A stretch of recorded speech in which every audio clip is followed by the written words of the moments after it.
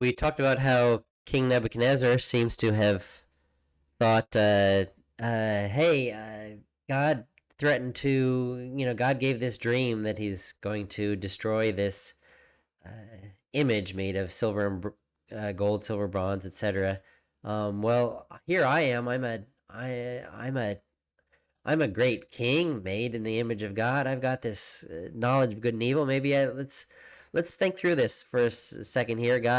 Um, God gave this dream, but what can we do to fix? I don't really want that outcome. Okay, so the dream said that this image with different parts was going to be blown. Oh, I instead of making an image with four parts, I'm just going to make an image of pure gold, as if he could out reason God or whatnot, as if his thinking was on par with God or able to compete with God. And it's a bit speculation, but maybe a worthwhile mental exercise just to say, you know what, I wonder if that may have been what happened with Solomon.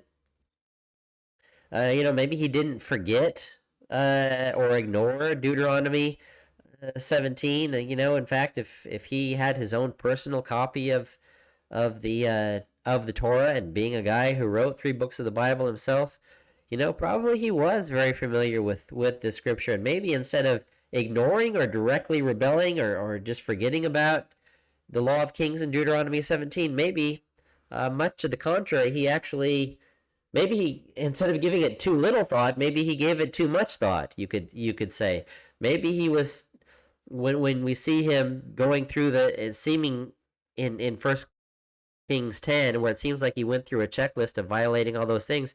Maybe he actually did have Deuteronomy 17 on his mind. Maybe a direct spirit of rebellion, if he was being influenced by demonic forces, or maybe uh, a more subtle demonic deception, where he was looking at this passage and just thinking to himself, you know what? Um, God God is smart. Yeah, I mean he's this great being who made the universe, but I'm a pretty amazing being with a lot of wisdom and knowledge myself. So yeah, I hear what you're saying. And he takes kind of the scripture as kind of like God giving advice, and he's like, okay, I see what God is saying. Don't make horses, return to Egypt. And instead of just raw obedience, right? This is where Saul tripped up, right? Because Samuel said to Saul, obedience is better than sacrifice. And Saul was doing a similar sort of thing of trying to outthink God. Okay, God, I see what you told me to do, and I get it in principle. And I'm not going to do exactly what you said, but I think I get the idea behind what you're saying, and I'll do it my own way. But I think I'll respect the spirit of what you were trying to get at, God. Maybe Solomon is doing the same sort of thing here, where he's like, okay, do not acquire horses for king cannot acquire horses for himself or return to Egypt, because the Lord said don't return that way. Well, yeah, we don't want to go back to Egypt like Joseph and get all wrapped up in slavery. I'll make sure to avoid that, and don't acquire too many wives, lest his heart turn away. Okay, I think I can guard my heart from. I mean, these women are really attractive, and it could be maybe some good political bonds to marry women from foreign nations. So I get what you're saying with the prohibition, but maybe instead of making this a prohibition, maybe we should just make this be like, okay, the principle, what God's trying to go for here is not wanting these wives and this silver and gold to corrupt me and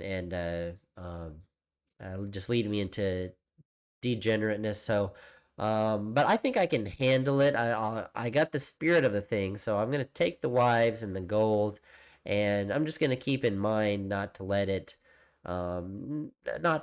lead me into corruption. And in fact, that's as I mentioned before, common interpretation of the rabbis of the Talmud, making sense of what was going on with Solomon in Deuteronomy 17, is that he was, instead of just directly obeying what God said, Solomon was thinking he could take the principles and then formulate his own way of achieving the desired end, but in his own way, which doesn't work out.